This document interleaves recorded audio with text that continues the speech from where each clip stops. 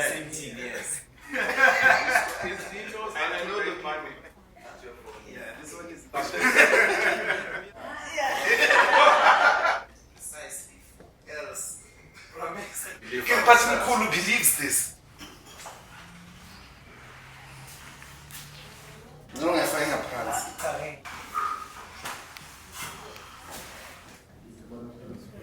I beg it now, I beg it's coming.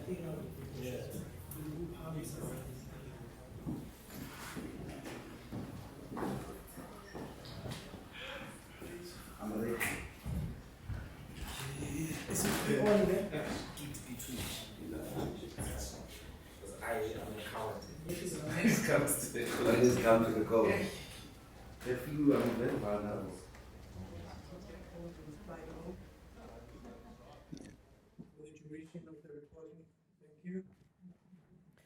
So, President, African Renaissance. When first did you come across the idea in the political history or your intellectual journey, that concept that of the rebirth of the African continent? Do you recall where were you when the epiphany? You come across a lot of ideas, but you're like, no. Do you recall the moment? Do you recall how the epiphany came?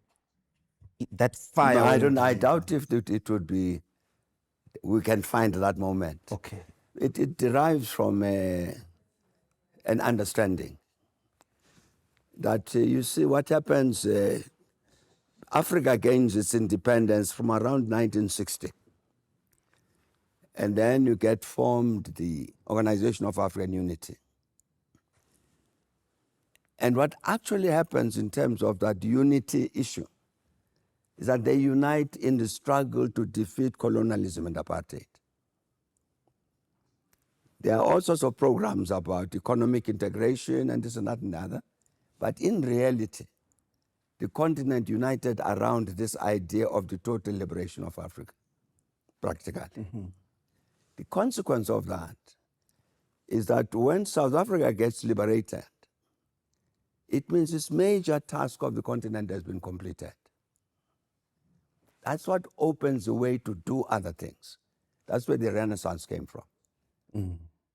That once South Africa was liberated, the continent that united around the idea of the total liberation of Africa, that task has been achieved. What next do you do? The continent must aim for its Renaissance.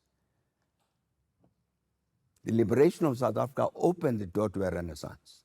That's where the idea came from. And it's continental in scale. Maybe it's the Renaissance of Africa. And Africans everywhere. The Africa must be reborn. Mm. After all of these years of slavery, of colonialism, of neocolonialism, and all of that, including apartheid in South Africa, we are rid of that political period. The politics is in our hands. What do we use that political power for? Is to give a rebirth to this continent, which was, the continent in a sense died under the weight of all of these oppressive systems, exploitative systems. Now as Africans, now that we've completed the task of the total liberation of the continent with the liberation of South Africa, it opens the door to attend to the rebirth of the African continent. That's where the idea came from. 2025, an average, they call them all types of names. These citizens of the continent born after 2000, maybe some after 2010. They were not there when the World Cup, they were not there when you were the president. I saw some of them calling the current president cupcake. I was trying to trace that when the phenomena was arising, there must have been 3-4 years. But there are these growing population number of very, very young Africans. The continent as a whole, very, very young. Madagascar, Mali, and all of that. What should this concept say to them? Beginning with these ones here in Soweto, in Tanzania, who are facing all manner of problems. In the main, unemployment, that I grew until I was 25. I've never had a job. And faced with all these problems, what should African Renaissance say to them about where they must go? No, I think the matter is very, the young people rebel in the way they are rebelling because this vision of an Africa reborn has not been achieved. And I think basically that's what the young people are saying. We've got our political liberation, we've got our presidents and parliaments and so on, but in fact, the continent has not been reborn. Otherwise, we would not be in this poverty, we would not be in this unemployment, we would be all of these negatives. So I think that's really basically what they are saying, and I think and they then act. You've seen it, they act against these political establishments. Now in Madagascar, and they've been acting in a number of countries to say the political leadership we have, it might be elected. But the political leadership we have is not addressing this matter of the renaissance of Africa, which would then address our concerns as young people to meet our needs in education, in employment, in everything. And I think the young people are correct. It's very important, though. I think it's very important indeed to make sure that the young people understand what it is they are engaged against. What is the struggle in which they are engaged? What is it intended to achieve? And how do you get there? I mean, you have the example on the African continent, for instance. You remember the so-called Arab Spring. Yes. The youth, it was the youth in North Africa, in Tunisia, in Egypt, that led that struggle. And you see what happened in Egypt with the removal of President Mubarak. It was the young people in the mass mobilization of people saying, no, no, no. The military intervened and sided with the people and then took power. So I'm saying that I think it's very important for these young people who are engaged in struggle to say the renaissance has not been achieved. That's why we've got these problems. And you, these political leaderships that sits there, you are not interested in this renaissance. So that's why they demonstrate against them, rebel against them. But I'm saying in rebelling against them, they must also say, what are we rebelling for? Otherwise, you have instances where they might struggle like that. And you see the same phenomenon in Sudan. Mass uprising and so on. Where are we today?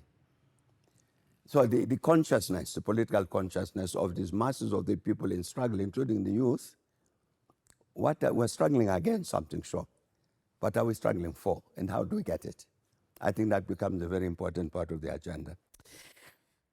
And then I suppose for us here in the foundation, this becomes an important point to emphasize the battle of ideas that needs to take place for this consciousness to answer. It's not an easy question to engage in, President. Otherwise, I don't think for Ghana, it's over half a century since 57.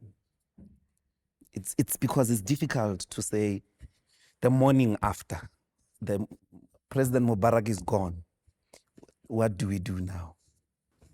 But I mean, the point is, I think, Mbuyiseni, the point I think about all of this is ideas are important.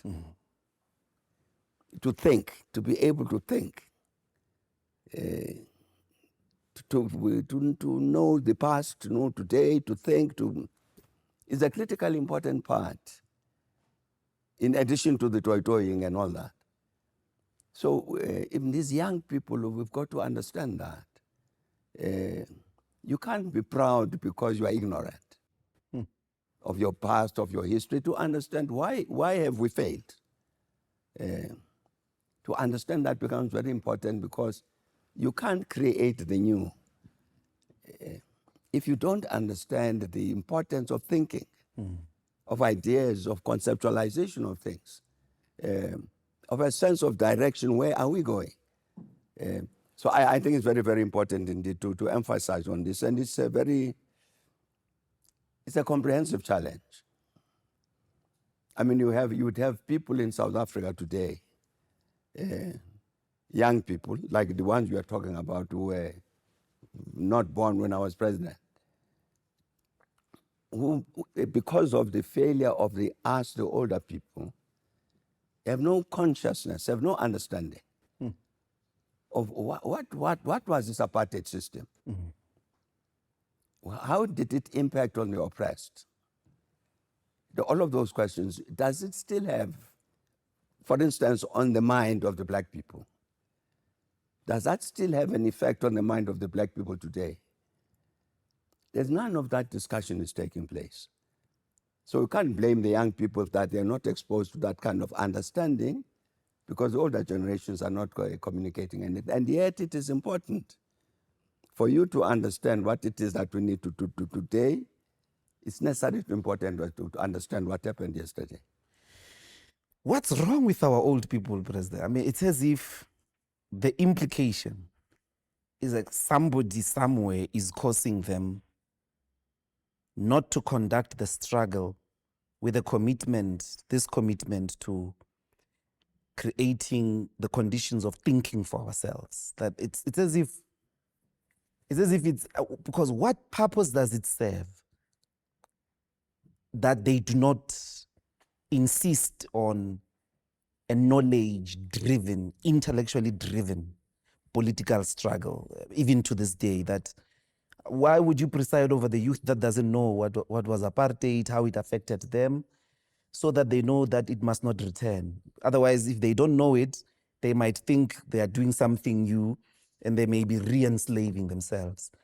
What was wrong? What happened to the older generations that you are referring to, such that they made this decision not to tell the truth? No, I don't. It's not a decision. I do not think it was a conscious decision taken by a generation. It's our fault. I mean, I belong among that generation.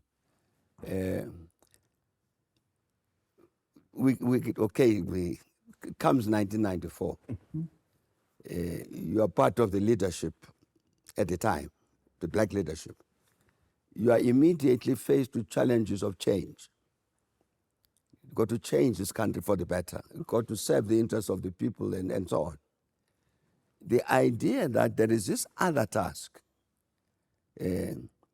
of consciously bringing up the young people, because this next generation is going to succeed you, that task falls behind. It gets ignored. I mean, that's literally what happened. You don't even think about it. Not even in sense of assuming that, no, it will happen on its own. It's just not thought about. Look at our history. I don't remember at any point that we sit down as a political leadership at the time to say, let's look at the history that is taught in the schools, so that we can use that instrumentality to educate these young people who are being born now about where we come from. I don't think that we ever sat and talked about, because we're preoccupied with there must be clean water, there must be a house, there must be a job, there must be this thing. You know, all of these immediate daily things.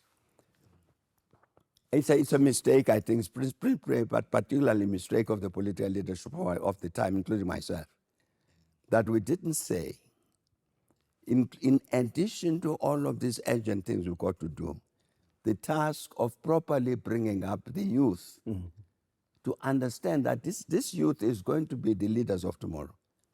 Therefore, it's necessary that they are properly prepared. In our case, we got prepared because you couldn't avoid it. Oh, yeah. There's apartheid in front of you, you got to engage and defeat it. So that's our political education. It happened, you couldn't avoid it. But once liberation comes, what is this engagement which exposes young people to this challenge? Tomorrow you are going to have to lead this country. How do you prepare yourself to get there? We say get a degree. So you might get a degree in accountancy. But is your political consciousness such that you are able to lead?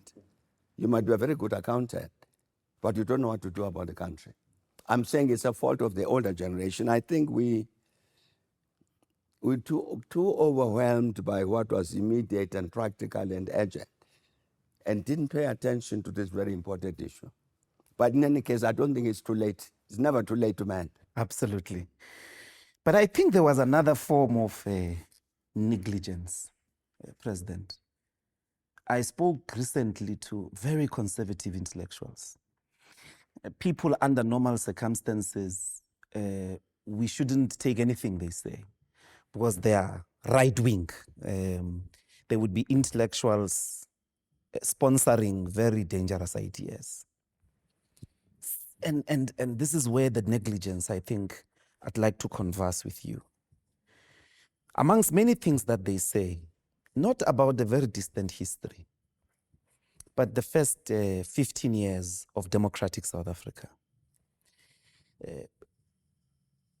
Cronje and Giliomi is a very well-known Afrikaner intellectual.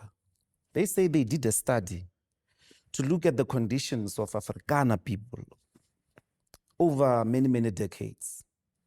And they say the living conditions of Afrikaner people in the first 15 years of democracy grew at a much faster pace and grew very, very high than they were ever, including under apartheid, but since 1910. You don't hear this from yourself. You don't hear this from the people who are the custodians of a democratic South Africa and the liberation movement. The second thing that they say, and these are conservatives, President, they say that age, 1994 to 2009, 2008, 2009, they say this age, by many, many markers, including a thing you always say. I remember you speaking to Gavin Mkari, complaining that, there are no investors, were no investors, because the investors don't invest in a factory. They can just up and take their money and go, so they don't do that. But this guy says the fixed investment number relative to GDP of that age moved from 15% in 1994 under Madiba, and you left it at 23%. And he says, by measure of emerging economies, that's very, very high. He says, investment confidence is not measured by a national dialogue of investors who say, well, we love you, we're with you, Tumamina. He says, if you want to know whether investors believe in your program or not, that's the number we must look at. Correct. The last time that number was at 23% was in 2008. It's at 15%, back to where it was under apartheid.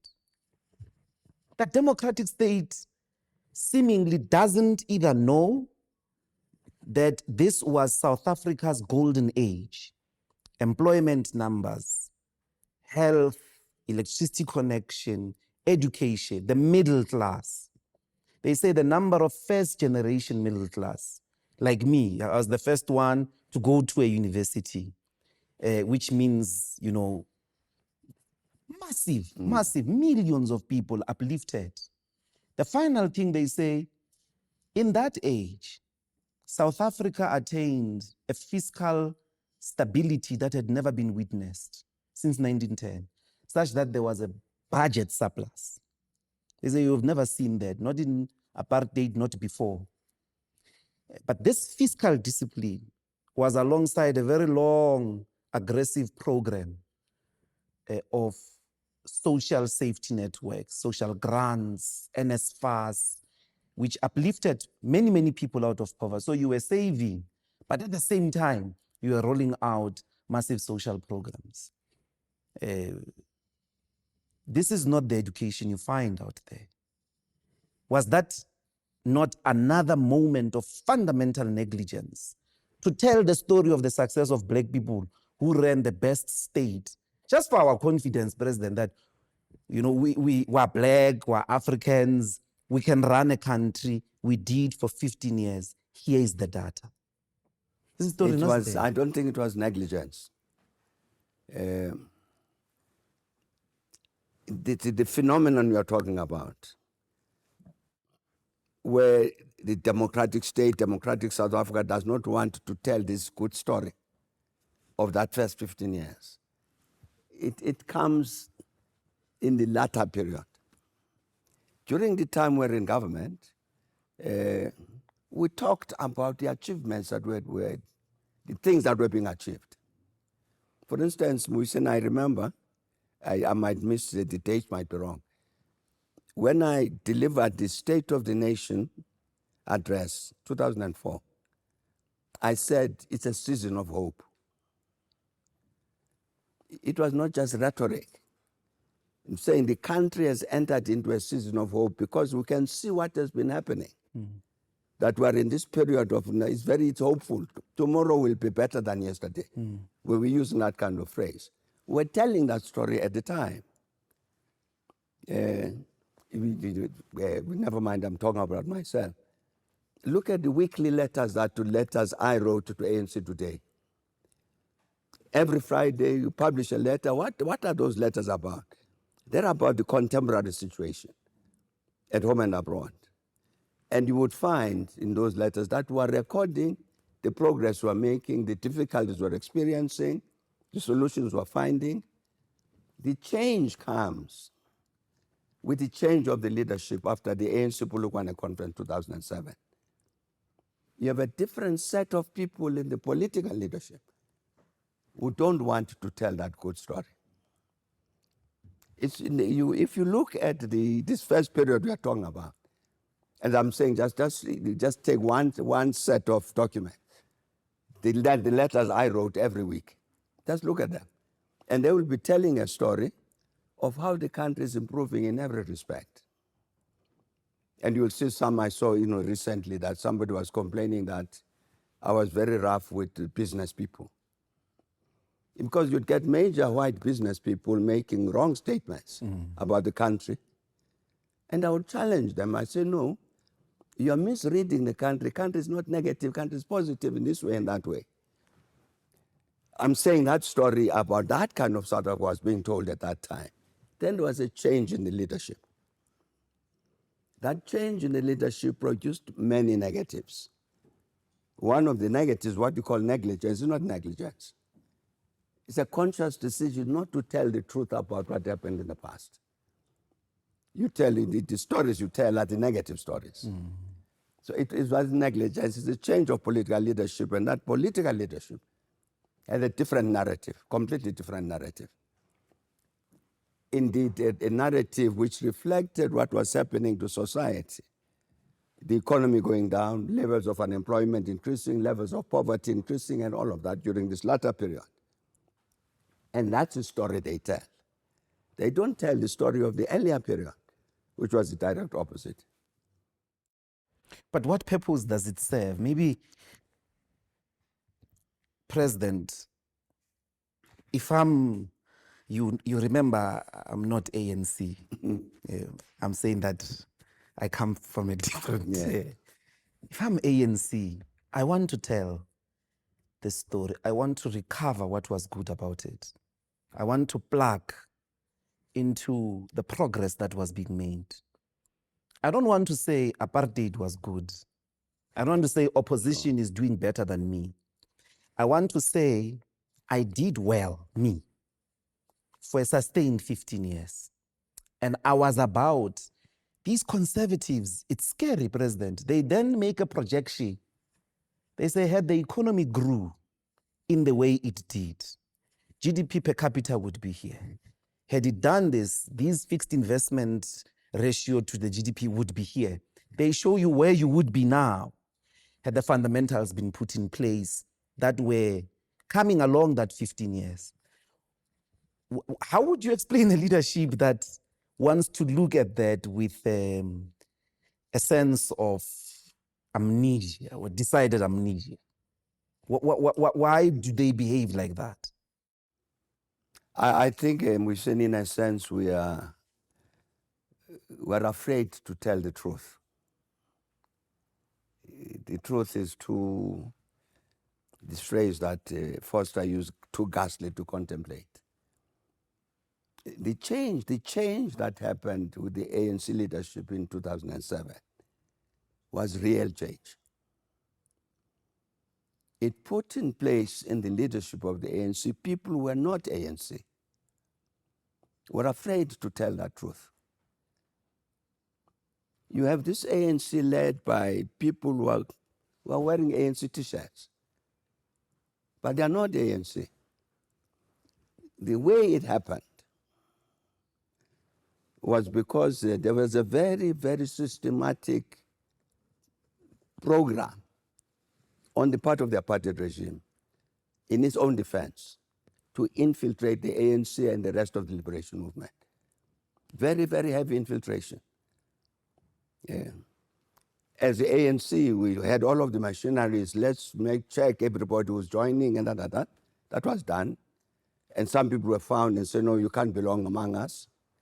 But there are many people who missed out. And some of them became part of the national leadership with the ANC in 2007. I'm talking about agents of the old regime. Were afraid to tell that truth. So this person who's wearing an ANC t-shirt, who's carrying a big ANC title, is not the ANC. This is a person who was infiltrated by the old order into the ANC, but now occupies a senior position in the ANC. And what's their task? The task is to repeat what their handler tells them to repeat. So you and I get surprised. It would be very, very logical, it's obvious, for the current ANC leadership to say, this is how well we did, until somebody else intervened to negate what we're doing. So the population will say, now we understand why things have gone wrong. We've been blaming you all the time. That's you and I think that would be the logical thing to do. But it doesn't happen.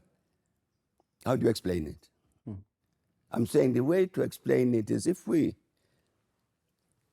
lose this fear of telling the truth, to say the people who are not behaving logically, who are not saying, I did a good thing yesterday, and I would have done a good thing today, except that somebody else intervened to sabotage. He doesn't say that, and allows the blame to fall on himself. Or you are responsible for all of these bad things. Instead of saying, no, I'm not. They don't. And the reason they don't is because they belong among the bad people. Maybe that's this, the truth. That's the truth, you see. And I'm saying it's difficult to say it. When we talk about counter-revolution, that, from day one, from 1994, there are people from the old order who said, the ANC thinks it has won a war. It hasn't in 1994. The ANC has won a battle, but we will win the war. And they intervened to make sure that they win the war. That's where we are today. The negatives that you see, as you say, that you have a certain period, first 15 years of our democracy, very positive. And the next 15 years, the opposite direction. Why? Why the sudden change? It's because the people were saying, the ANC thinks it has won the war, it hasn't. We will win the war. That's the result of that. To put in place your own people and put in place your own programs to make sure that this ANC which they fought for 100 years fails. And they are working together with their own people whom they had infiltrated into the ANC, who are now sitting in senior positions in the ANC. And you see it every day. You see it every day. You see, for instance, what's happened to the initiative for a national dialogue. Some people intervene to derail it because they don't want national dialogue to take place. Why? Who is this person who calls themselves progressive and doesn't want the ordinary people of South Africa to get together to say, we, the people, want South Africa to go this way? No, they don't want that. Who is this person? I'm saying it's a manifestation of the truth that we're afraid to tell. And I think it has to be told, and unfortunately, well, there's not enough people, I would say, maybe with the knowledge to kind of tell the truth that needs to be told. But it's a truth that needs to be told that the South Africans must understand what is the cause of this crisis in this country. If you don't answer that question correctly, you can't find the right answers. You won't fix the country. You won't fix it, you won't fix it. If you don't understand properly, what's the cause of all of this? You need to understand it. And I'm saying that we have to overcome this fear of telling the truth about ourselves. There's a general who took all of us by surprise in this terrain of telling the truth, General Mkhwanazi. I wonder, President, I mean, part of the big crisis is precisely these civil servants who feel like were not supported. In this case, the politicians are not supporting us to fight the criminals. Sure. Because this is our constitutional duty. But we do all these things and they undermine the work of fighting drug dealers and all of that. Is maybe General Mkhwanazi some sign of this perhaps moment that might open up to speak the truth on behalf of civil servants, maybe in the movement of progressive forces in the country, to turn and say, but you are not progressive. You are part of the people that are holding. I was very, very happy when General Mkhwanazi spoke the way he did, because of what he said, but also because it kind of sent the positive message that there are still South Africans among us who've got that kind of courage, that attachment to principle, who are ready to stand up and tell the truth as it is. In those two senses, that I was very, very happy that Mkhwanazi did what he did. And I've said this publicly, that yes, I'm very, very glad he did this, and it's our task to follow up on what he said. And I think it must serve as inspiration to other people outside of the police, in the civil service, everywhere they are, to do this thing that Mkhwanazi has done, to tell the truth. Where are we? What's wrong? As we see it, he might be half wrong, half right, whatever it is, but to tell the truth as he says it. I think it should inspire other people to do the same thing. Because what he has done I think it is to put detail to things that many of us suspected. That there was a particular relationship between organized crime, the police services, political people, is put facts to that kind of paradigm, which you suspected. It then enables you to act on it, because now you've got the hard facts to do it. But I'm really hoping that it would inspire other people in the police and outside of the police to follow this example. And speak the truth. And tell the truth, to tell the truth about ourselves, because we are not telling the truth.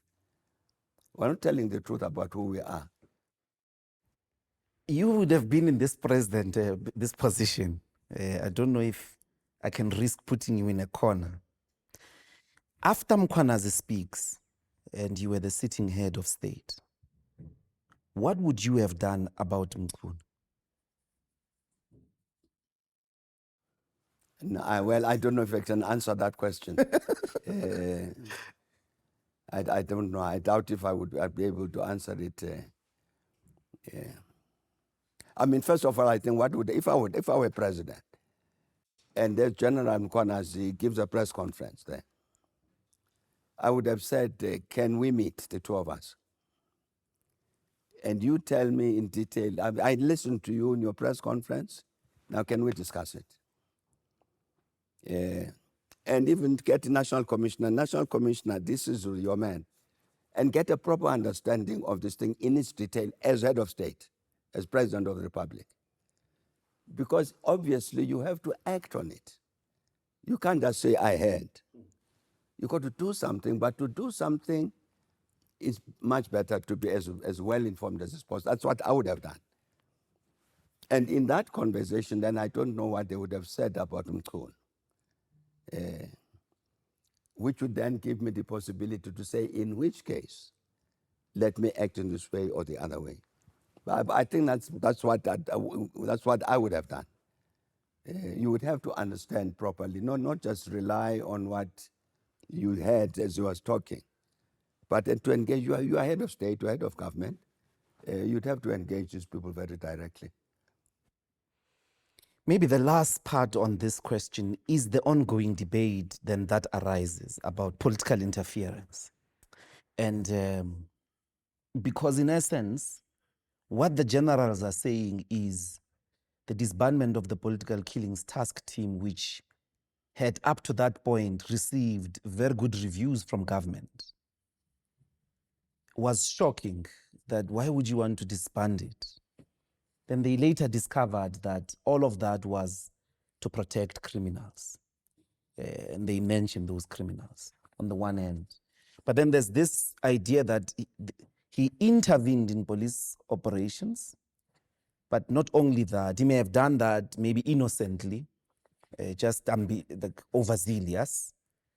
But they argue this other point. I think maybe someone else would determine that one, which was to protect organized criminals. But if you could maybe help us, President, constitutionally, what does political interference for ministers, political office bearers responsible for policy, blah, blah, blah? Because all civil servants, according to many, many reports in the Public Service Administration, Public Service Commission, say bureaucrats feel like there's this distrust on them to do their job, this constant interference with their job. They don't feel like CEOs with conscious activity. They are treated like children and all of that. But I thought maybe in the interest of that condition within the public service, someone must put to bed, where does the politician start and end? Where do the public servants begin of the type of responsibilities like provincial commissioners, national commissioners of the police? The issue of time frames, Mbuyiseni, is important. I don't think we should make general statements as though the statement holds whether it's Monday or Friday, because situations change.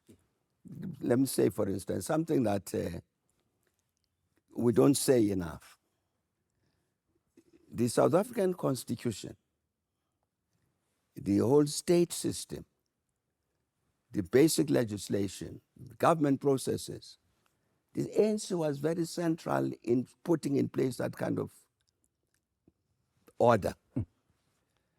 The current constitution could never have been approved against the will of the ANC.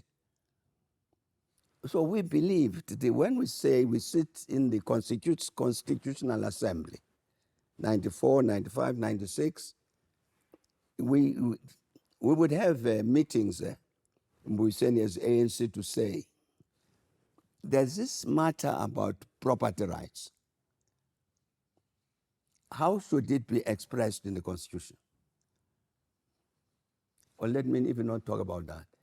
This issue about a constitutional democracy, the supremacy of the law, not the sovereignty of parliament and all of that. It is a very, very serious discussion in the organization. And the ANC deliberately, consciously, we said, let's go for a constitutional democracy. Because we know for a fact as the ANC we will be elected, we are already the majority. So we've got the possibility, we've got the mandate from the people to do whatever. But why do we assume that will always be correct? There must be some standard which is accepted nationally, which is going to must judge whether we are correct or not. We insisted on it. We'd insisted on it before the Codesa negotiations. We had said it was the ANC which said there must be accepted constitutional principles, which was the very first decision of Codesa. These are the constitutional principles we sent for. This is South Africa we want must be like this and this and that and that. And this might be binding on any constitution. That was an idea from the ANC.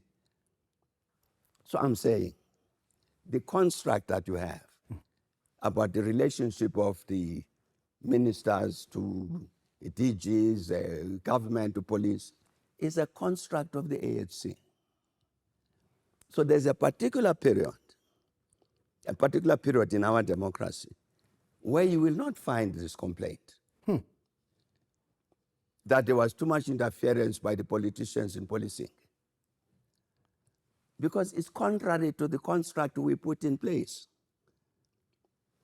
A change happens, and the behavior begins to change.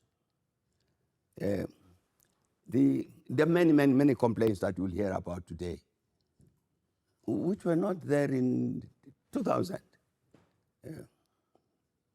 Because you had that particular generation which had been responsible for writing that constitution and the rules and regulations and the laws and everything. Who put in place public protector, constitutional court? It's the same ANC. And so we believed in those things. I thought Mr. Ramaphosa was very central, is a founding member. Well, he said it was chairing the Constitutional Assembly. But he was chairing the Constitutional Assembly. He was not in the ANC delegation. But I'm saying that people must understand that. So they are certain to take a very simple thing. I listened to the interviews under the Justice Zondo, that's on the commission, talking about this cadre deployment. We had a subcommittee of the National Executive Committee on deployment, because we're saying it's going to be very important to change, for instance, the senior civil service, to make it more representative of the population and so on. And the process that was put in place, Mbuyiseni, was, I'm talking about the government at the government level, just for instance, to choose DGs. Our deployment committee would say, we think Mbuyiseni Ndlozi would be a very good DG for health.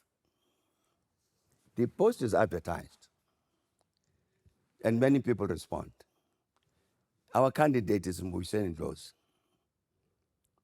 Then you put together a committee of 3 ministers, Minister of Health and 2 others, who must then judge. There are 25 applications. So our person competes against the others. There's no interference. Then it's a government thing. The government process will decide who among these 25 is the best. And our person may lose. So you try to make sure that in selecting a person you put into that pool is somebody you think can succeed. Because you can't want a DG of health who's going to fail. We want a DG of health who's going to succeed in terms of the implementation of our policies. It was not cadre deployment. The deployment would be decided by the government structures as to whether this person is suitable to be in this job. So the ANC, of course, would lose some of those, because the ministers are sitting there, in addition to which, the 3 ministers sit, and they decide Mbuyiseni Ndlozi is the best, this was the second best or the third best. They take that to the cabinet. They say, cabinet, we shortlisted, these were the 3 people, but we think this is the best. And they have to explain to the cabinet why.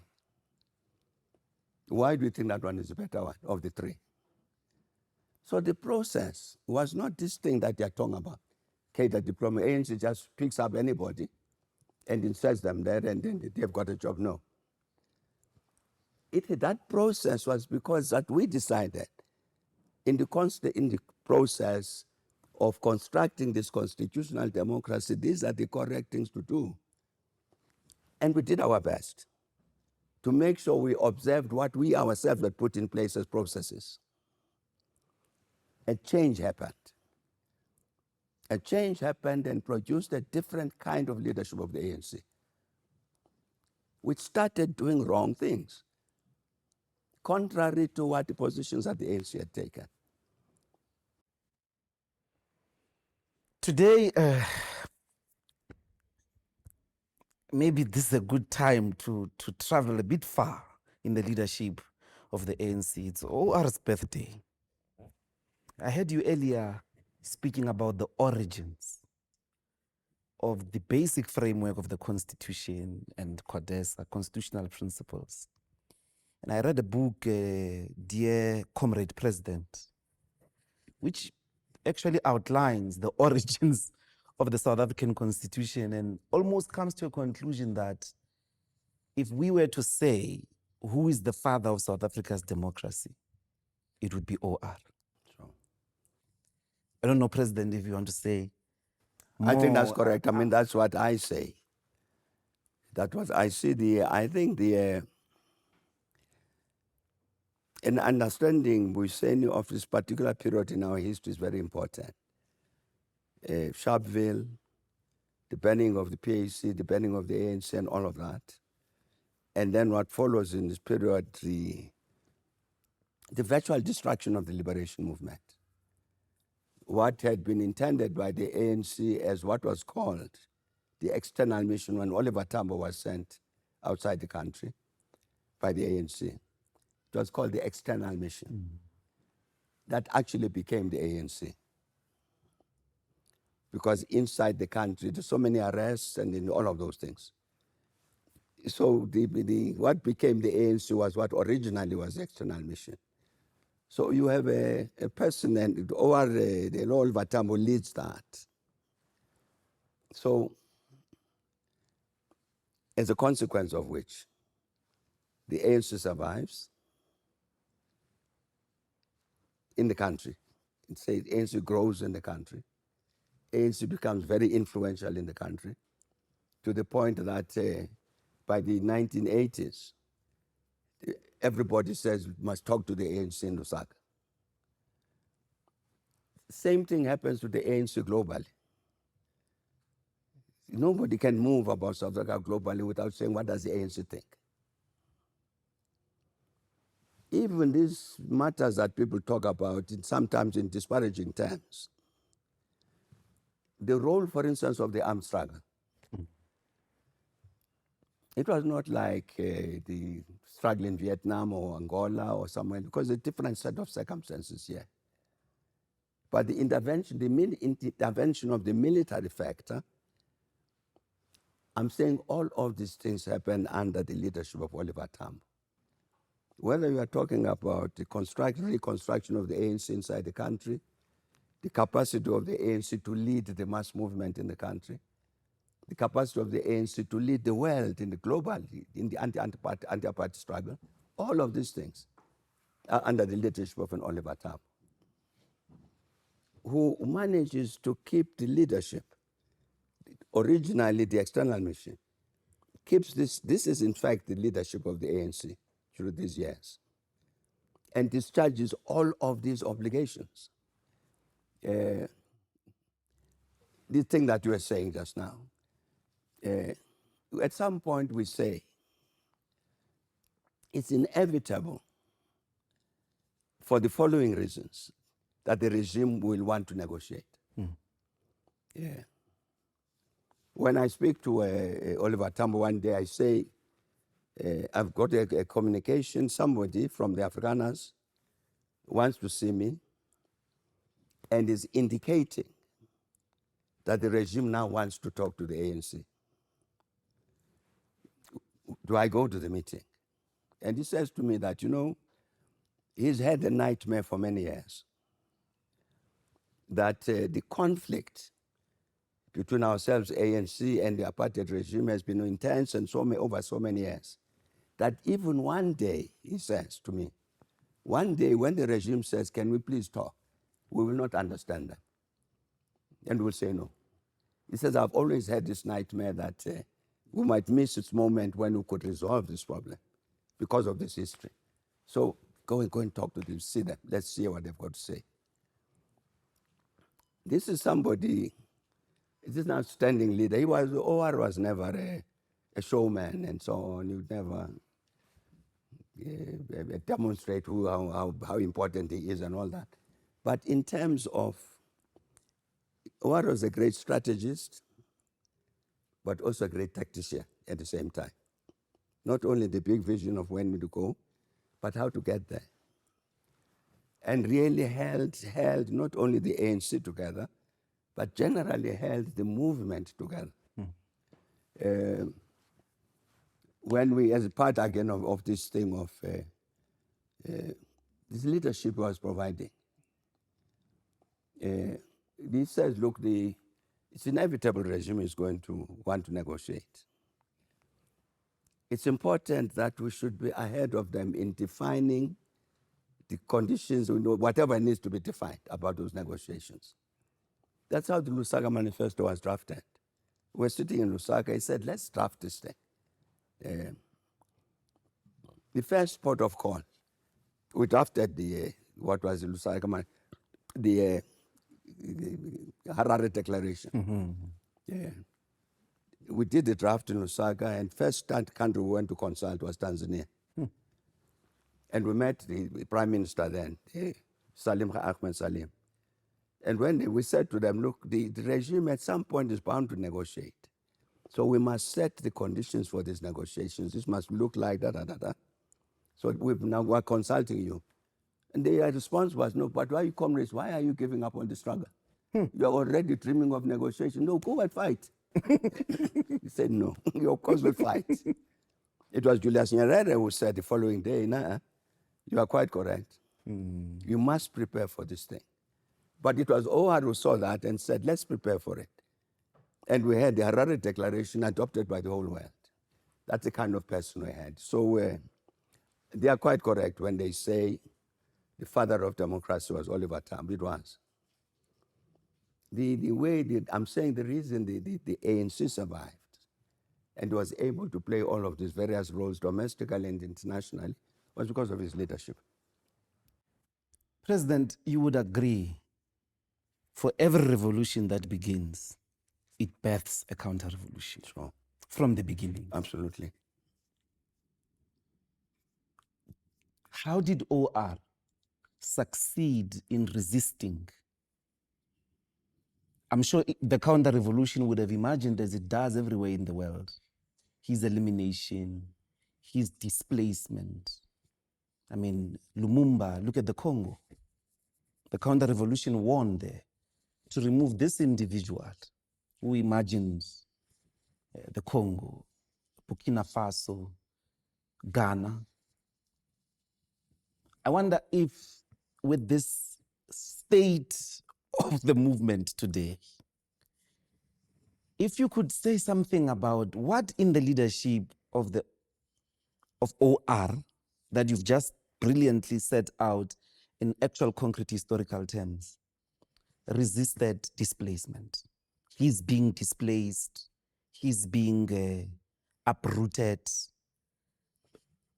Even some of them, isn't it, they get uprooted, but they are there to consistently manage to do this thinking for himself, this powerful way of anticipating the enemy and propel a very principled anticipation based on your values. It didn't happen in the most dangerous times. I would argue when it should have happened. It happens when you are on the rise in South Africa's most important golden age. 2007 in your determination or so, counter-revolution. Why not OR? Why? Maybe they failed then. I think OR had a much better sense of, a much better strategic sense. You would see it, for instance, in meetings, like the meetings of National Executive Committee. He would never ever speak first. He'd always speak last. And the consequence of that is that it would give space to all members of the NEC to say whatever. Nobody could say we're not allowed to talk and so on. And at the end, he would say, this is what I think. And in terms of saying what he thinks, even the wrong ones, the ones he thinks were wrong, he would take them on board, so that they'd also feel that, no, I was also listened to. What many people didn't know that when for instance, you have that agenda of the NEC meeting that's circulated. I mean, the NEC is going to meet, these are the topics. That he would actually sit for 2-3 days working on each of them. He knows by the time he goes and meeting, he's already reached a conclusion of what his views are. People didn't know that. So he's prepared for this meeting, which is going to last for 3 hours. He spent the last 2 days preparing for it. So when he intervenes, he is mindful of what it is, what's necessary to say. So that even there are people there who say, he knows that these ones are going to oppose me. How do you handle them? You don't handle them by turning them into enemies. Handle them in such a way that they feel comfortable in this setting. You know, you had many instances of this kind. You had this group in the ANC which broke away after Morogoro 69, called the Gang of Eight. We engaged that group of the Gang of Eight until I think maybe 1972, 73. OR was refusing that they must be expelled. They were misbehaving very badly. He was refusing that they must be, no, let's engage them in discussion, let's bring them back, let's bring them back. So in that way, you plant the possibilities of the other side to act against him. But just one last instance. Howard goes to a meeting of the OAU. I can't remember what country it was. And we had agreed that he's going to talk to Sesretse Khama of Botswana to say the ANC would like to establish an office in Gaborone, like all the other independent African states, which he did. And Sesretse Khama said, all right, write me a letter, send somebody to deliver the letter, then we'll respond. But don't send one of these people who call us mohos, says Sesretse Khama. So what comes back, he says, Sesretse Khama has agreed, he must write a letter, but we're not going to send anybody who calls them moho. You know, these clever people from South Africa. You see what, and then one consequence of that is that the Botswana political leadership had 100% trust in OR. So even if the regime wanted to use the Botswana against him, they would fail. Because he understood what is it that we need to do in order to achieve our purposes. And one of the things that we had to do was to make sure that the enemy fails. The enemy will always fight against us, as you said. But we must make sure that the enemy fails. How do you do it? So I think he had a much better sense of what it is that needed to be done to make sure that the enemy doesn't succeed. We failed. We failed in that respect. And we maybe underestimated the machinations of the other side and overestimated, in our case, I remember very well, as we went to Polokwane, I was saying that I can see all of this negativity. But once we engage the membership there in political discussion, we will succeed. What I didn't think about was that they would suppress the political discussion, make sure it doesn't happen. Yeah. So I think Howard had a much better sense of what it is that he needed to do in order to make sure that the enemy doesn't intervene in a way that stops us from doing what we have to do. A tactical and a strategic posture.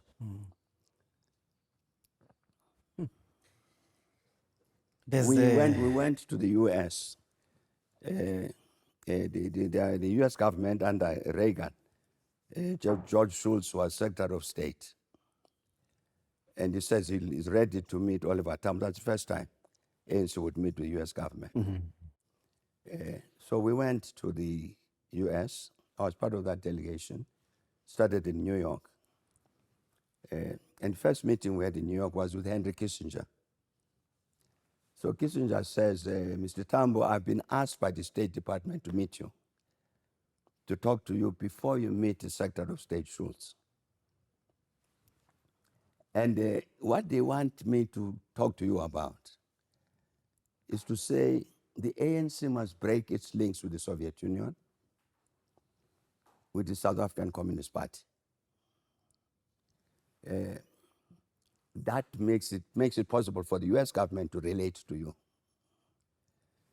Now, I'm supposed to discuss that with you so that by the time you get to Washington, I will give them a report of our discussion. But Mr. Tambo, I'm not going to raise a thing with you at all. This is Kissinger. The reason I'm not going to raise a thing with you is because I know what you're going to say. What you are going to say is, if the United States can please support us to wage this struggle against the apartheid regime, there'll be no need for us to go to the Soviet Union. That's all. So just leave it. It's Kissinger. And that was the end. So, but you see, I don't know what got Kissinger to think like that. Because indeed, Owaru would have responded like that. So I'm saying that to find the points of entry for the enemy to attack, somehow you have managed to be able to handle those things. So that they tell us now, people, for instance, the old order put upon people, they say they celebrated when he fell ill. With a stroke. With a stroke. Because what was worrying them was that you had an Oliver Tambo who could think. And so long as you had the leadership of the ANC that could think, we could never defeat the ANC. So that's what the Broederbond was saying. So when he fell sick, we celebrated. Because now he's gone, this person who can think. And he could think. And I think he outthought them even in terms of what we're talking about, of protecting the movement from attack, to direct, to derail it from the pursuit of its objectives. I'm very glad that at least you would note his birthday. Yes. Happy birthday, because really this is the father of our democracy. It's been an hour, Mr. President, but the Minister of Finance, just in 5 minutes, has had a very strange thing to say a couple of weeks ago, and I thought the ANC was going to say something, and certainly somebody with a sense of the origins of this constitution, somebody that would have been there with OR in these machinations and all of that. He says, no, we were wrong to say that South Africa belongs to all who live in it. This is the Minister of Finance. He says we should have agreed, we were wrong, and we should have, in the 80s, and gives this elaborate story about debates in the 80s, which doesn't speak to this history. There's no, we had a debate with Black Consciousness PAC people about this point, and maybe they were right. But President, the reason the finance minister goes to this extent to ask for this constitutional change, he says the country is overburdened. Because now everybody in the continent, I don't know why he says that, but he says people come because they think South Africa belongs to all who live in it. We must rethink that. So this country doesn't have resources to take care of the whole continent. My question to you, very directly, there is obviously a problem which I think emanated in your era as president, of the instability of Zimbabwe, which causes the people, because of the political problems there, despite political demonstrations, despite whatever, the state doesn't seem to get its act together. And therefore there's this constant help that they need. Is the reason why we've said so many times this point. But obviously there's that problem. My question really directly is, despite those problems, despite the fact that, we'll have, if there's a war in Mozambique, that would happen. If there's a war in Lesotho, that would. If there's a war the CEO of the Border Management Authority says to me, there's never been a fence since South Africa was established in Namibia. But you don't have a problem of Namibians that are flocking your Botswana. So you can't say just putting a fence solves your problem, or the absence of a fence is because you've got that problem. You got to think a bit deeper. But maybe a very direct response to this reading by Kotongwane. He's presiding over the resources, and he seems to be saying to everybody that you are right. All these groups, you are right. South Africa must be closed. Obviously, the Minister of Finance is very, very wrong. Two things we say about this. People maybe don't understand this. The commitment of the African continent to the liberation of South Africa is very strong. I'm talking about the commitment of the ordinary people, not governments and parties, the ordinary people.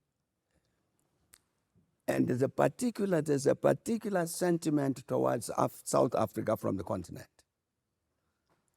A sense of ownership, of belonging. And you can't change it. It's right through the continent. South Africa belongs to all of us. It's our thing. And of course, it's more developed and all of this and the other thing. There is no way we as South Africans are going to stop Africans coming to South Africa. No way. I don't care how many electrical fences you build. It's going to happen. So the challenge we face as South Africans is how do we deal with that? You can't keep these fellow Africans out of South Africa, and you can't define our relationship with South Africa versus the other Africans as enemies. These are our enemies who've come to our country to take our jobs and all of that. They will come. I'm saying I don't care how many electrical fences you build. With the challenge we face, what is it that we do in order to respond to that problem? There was this issue was discussed in KZN, and a commission was formed under Judge Navi Pillay a few years back, and this matter was raised. There are so many people from the rest of the continent who are in KZN, and they are here, and you can't drive them away. How do we handle this issue? And the Navi Pillay Commission said, in order to deal with this real challenge, the other Africans will come. It doesn't matter what we do. You can chase them away today they are back tomorrow. So it's an issue, and she's made a suggestion, the commission. This is how we should do it, to integrate properly, to do this, negotiate with the neighboring countries, all of that. That's the correct way to come at it. You can't come at it via the Tutula way. Tutula way is not going to work. In addition to which, when I talk about the change in 2007, change of political leadership, this matter, chase away these other Africans, is part of the agenda of the counter-revolution. Because they wanted to destroy the Africa policy of the ANC. It's very much part of that agenda. The last thing I'd like to say, maybe I must talk to the Minister of Finance. There's a very important book by Professor Mahmoud Mamdani of Uganda, who talks about settler colonialism, that book, and discusses the US as an example of settler colonialism, Israel as an example of settler colonialism, South Africa as an example of, and he says, of all of these examples, how to respond to the historical reality of settler colonialism. The only ones who got it right are the South Africans. Exactly this point. Citizen and subject. It says it's the South Africans who've got this thing right. Because look at what has happened, the Americans have done to destroy the Native American population. Look at what's happening to Israel and Palestine now. And Mahmoud says the only ones who understood correctly how do you deal with the consequences of settler colonialism. Oh, yes. And he's right, maybe we should give that book to the Minister of Finance, and it might teach him something. Yeah. So, President, we'll have you in the podcast once a month. You'll have to pay me. I thought pensioners don't have financial needs. No. With a cup of rooibos tea, it would be fine. I think we can arrange You that. can arrange that. We can arrange that. That's good. Thank you so much, Mr. President. Okay, Chief. Yeah. I'm sure we went over an hour. It's 1 hour, 9 minutes. Oh, that's not so bad. It's not so bad. Not so bad. Yeah, because we wanted to ask about the 10-point plan. Is it a 9-point plan? 10 points. 10-point plan. It's okay. We can still be alive in a month's time. It will. It certainly will, including many other issues. Yeah, but Okay, that's it. Thank you so much, President. Ah. We should release you. Yeah.